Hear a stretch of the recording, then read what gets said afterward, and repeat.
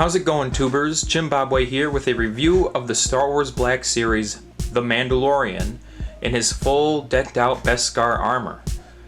I'm pretty happy with this figure so far. Just got it out of the box and it looks really good. The detail looks what you would expect for the Black Series. High detail and everything.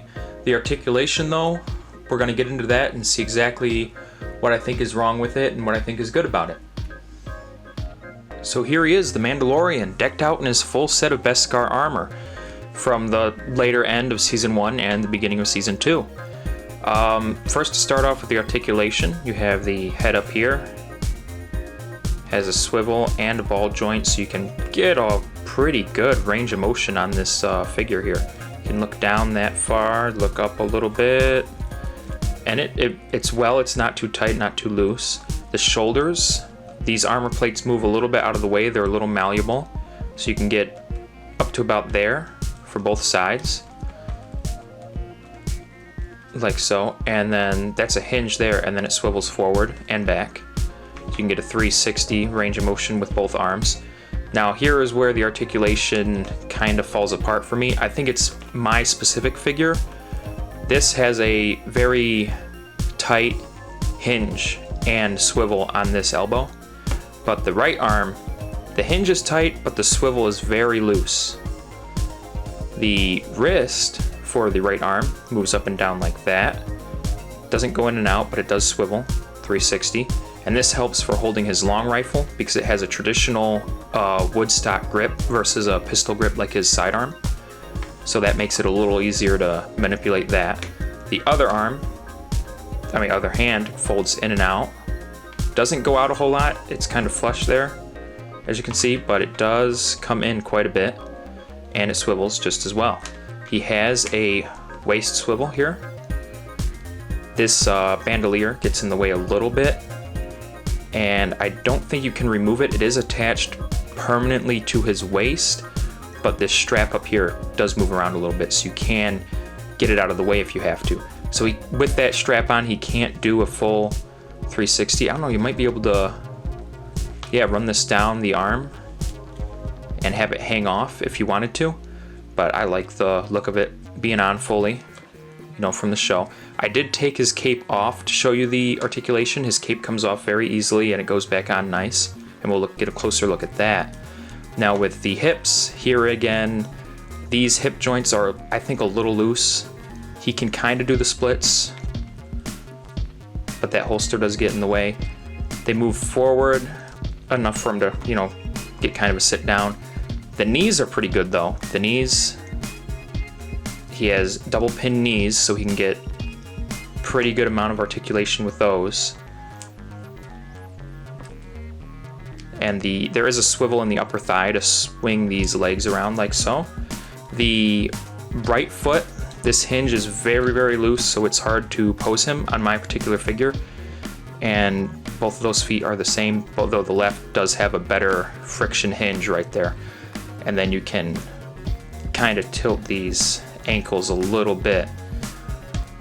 So that covers the articulation.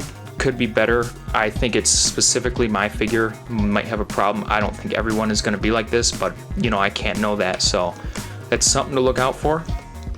So we're going to get into more of the detail on him. So starting up at the top, this guy has a nice amount of detail. His armor is nice and shiny. They got a good sheen on that paint job. He's got a good amount of molding in the helmet itself. The helmet is not removable. You don't actually have his face under there, which is understandable, and I like it this way specifically. On the right shoulder, he does have the little mudhorn insignia sculpted in, which is nice. Everything, all the shiny stuff shines. You can see that chest plate a little better if you move the strap. This strap is highly detailed. You got the little cartridges for his rifle in there, a little clasp up there, more stuff down here, the belt buckle, probably thermal detonators I would assume over here, or possibly bounty pogs.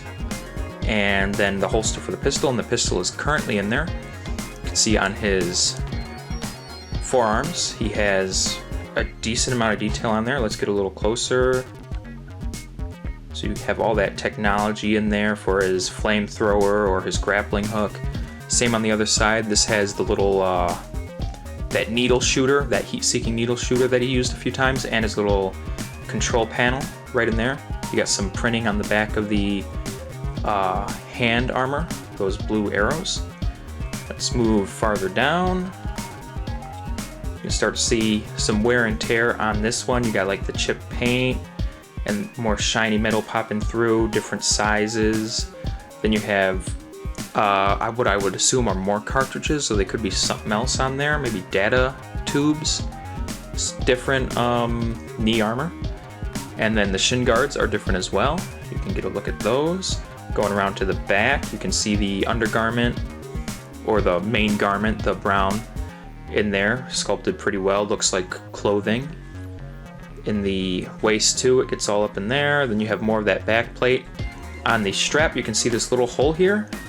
Should line up with that, is what I assume it does.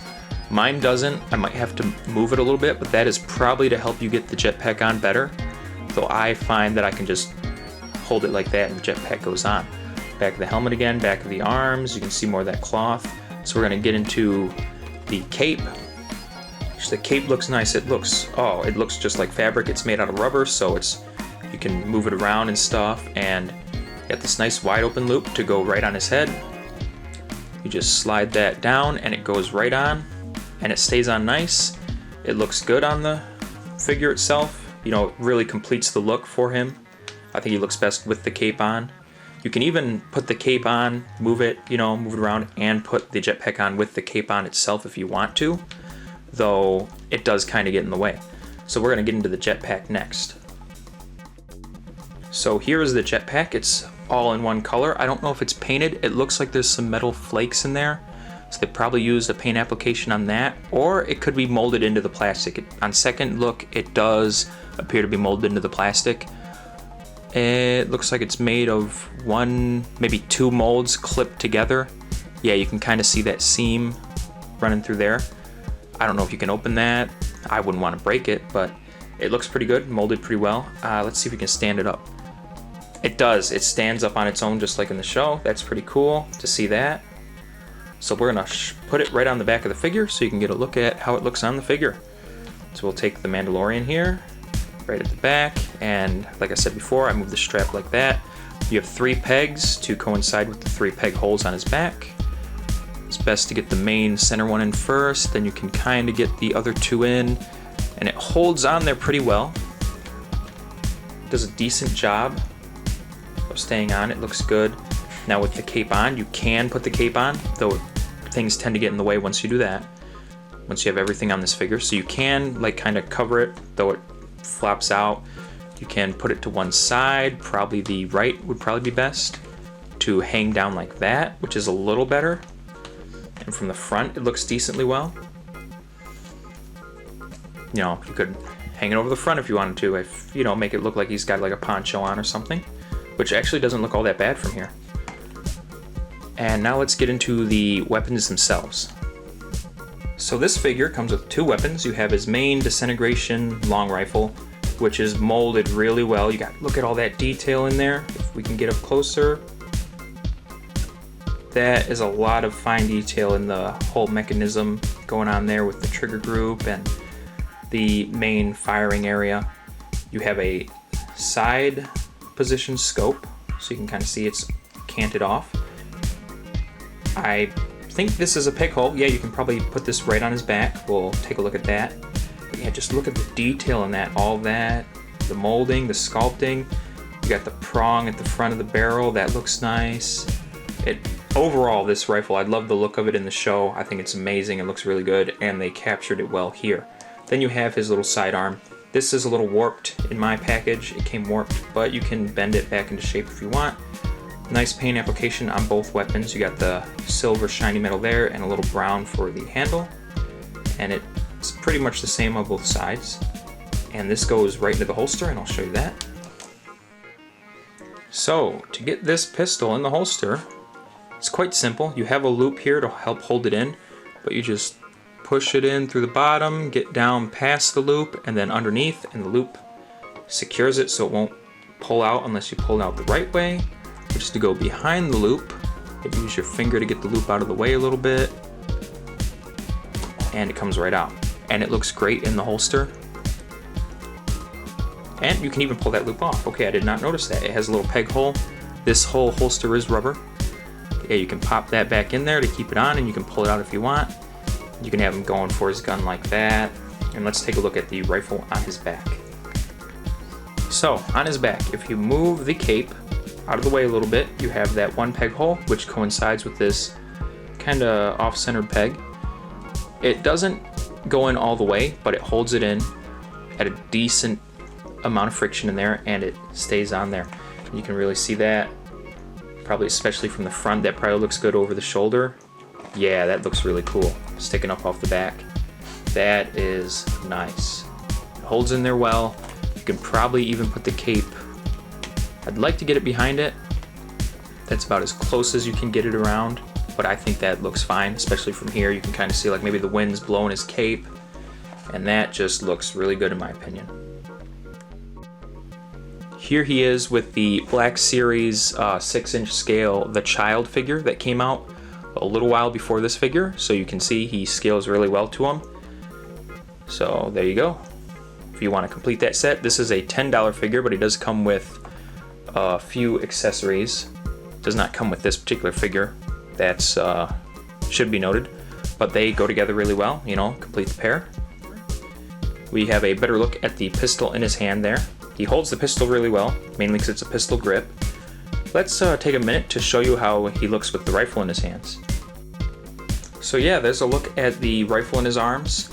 It's a little tricky to get the rifle into his right hand, but once it's in there, it's snug and it's not going anywhere. This is about as close as he can get to a fully shouldered position, but I think it looks great, especially on display. I think that is really cool. So overall, I think it's a great figure. The detail is really up there. The molds and the sculpts are really up there, but the articulation for my particular figure that I have is a little lacking with the looseness in some of the joints, which I am totally guessing that that is just a minute error in this particular figure, probably not all across the board. Of course, over time with use, each figure is going to lose friction in those joints. So it's a little sad to see, you know, like a very loose ankle joint, which you really want strong ankle joints, you know, especially when you're putting them on display without like a pegged stand for them to stand on.